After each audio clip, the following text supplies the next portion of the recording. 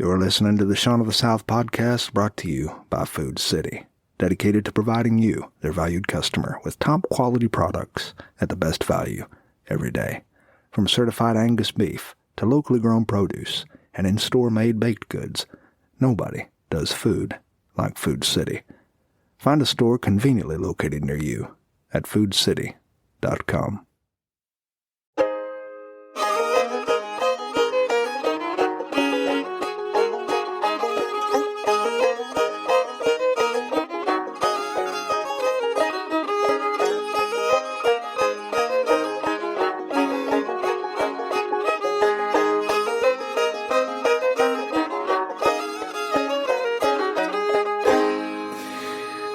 Well, I imagine in light of all these current events that are taking place and all these world horrors that we see on the news every day, especially within the last few weeks, I imagine that everybody is anxious to hear me talk about my dog, which I'm going to do.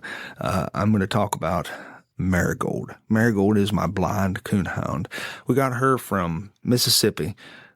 She was found behind a tire shed in Mississippi, and she had been abused, and her head had been hit, the vet said, with a blunt object, and it had crushed her skull a little bit in the front, causing her to lose the one eye, which has been surgically removed and her eyelids sewn shut. And the other eye is still there, but it doesn't work. It's dead. But it's not causing her any pain, so we keep the eye there, because it shows us a wide variety of her expressions, and her dogs don't show emotion on their face, but they really do show expression on their face, and it gives us a little bit of who she is, having that eye. One eye makes such a huge difference, but perhaps if it gives her problems someday, that will have to be removed too, and she'll have both eyes stitched shut. She has such a personality. She is an incredible addition to our house. I never would have thought. We already have two dogs. We already had two dogs when we got Marigold. Now we have three. I would have never thought that a third dog could add that much joy to our lives. But we're childless people.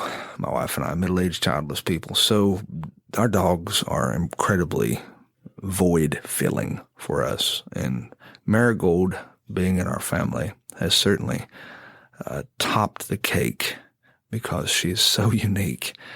When she came to our house, the other dogs just kind of looked at her like, who is this? And what is she doing eating my food and all this? And dogs are not like humans. We humans, we value supporting the weak, and we value compassion towards those who are not like us.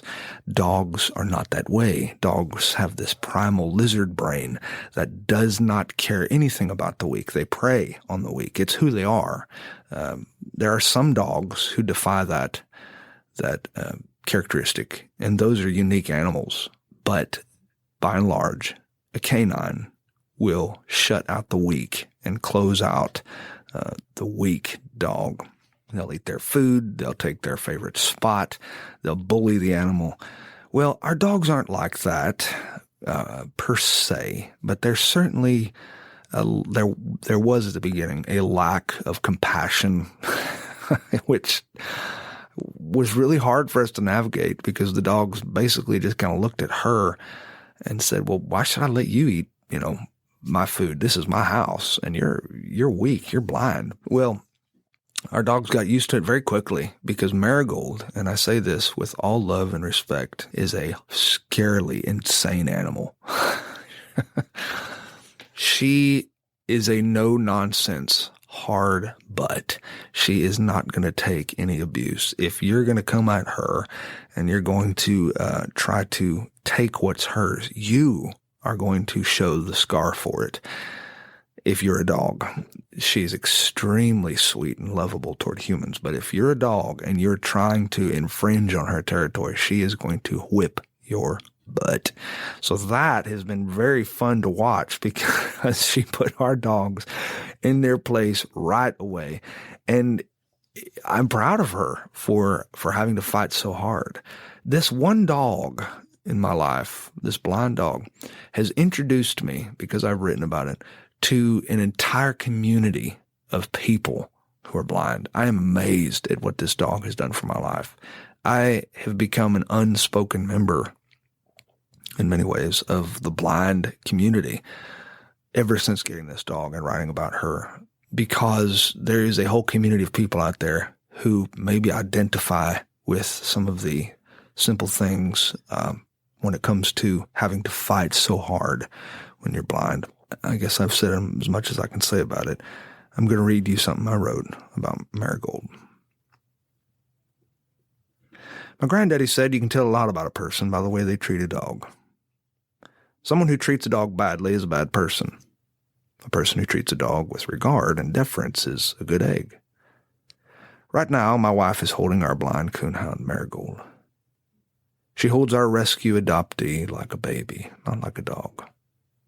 Marigold's face was struck with a blunt object, and her optic nerve scarred over. She lost her vision, and the doctor removed one eye.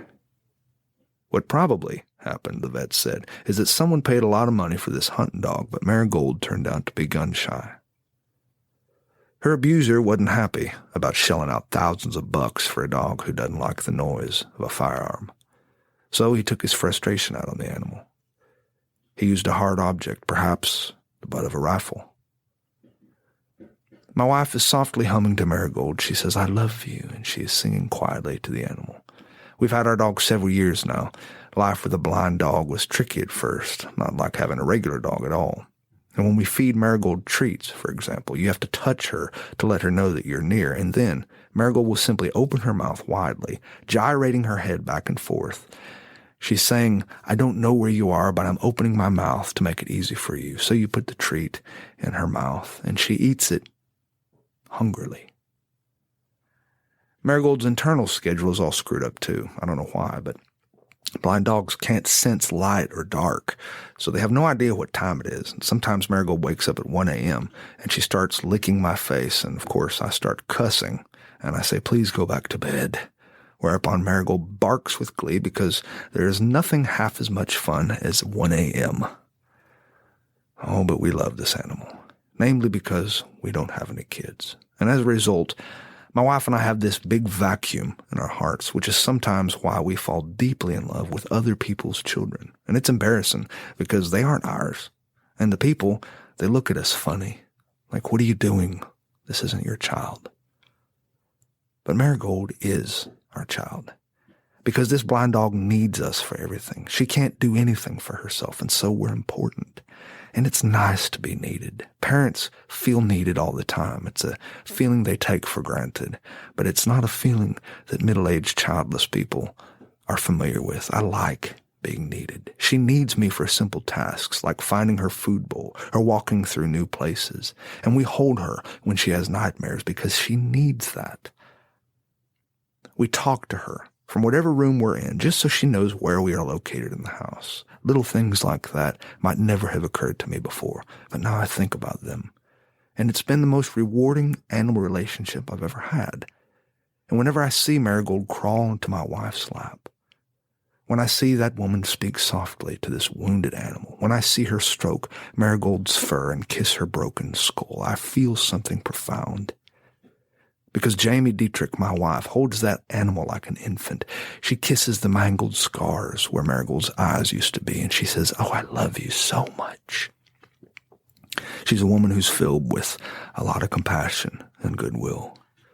And most importantly, she has proven that my grandfather was absolutely right.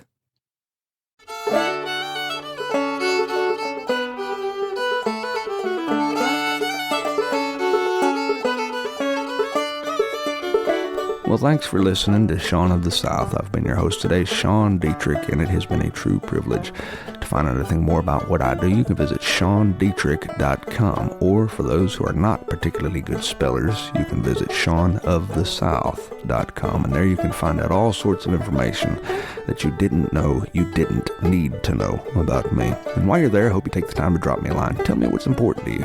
Tell me what's going on in your life. I'd like to hear it. And in case anyone hadn't told you today already, I love you. Now go say that to somebody else. Have a great day.